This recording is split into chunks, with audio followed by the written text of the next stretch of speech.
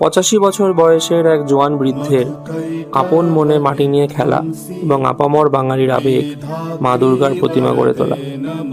সেই 12 বছর বয়স থেকেই কাজটি নিপুণ দক্ষতার সাথে করে আসছেন রানাঘাটের প্রবাদ প্রতিম শিল্পী শ্রী প্রভাস পাল মহাশয়।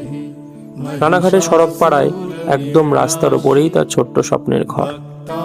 রানাঘাটের রেল কোয়ার্টারে পুজো দিয়ে মাত্র 16 বছর বয়সে তার প্রথম হাতে খড়ি।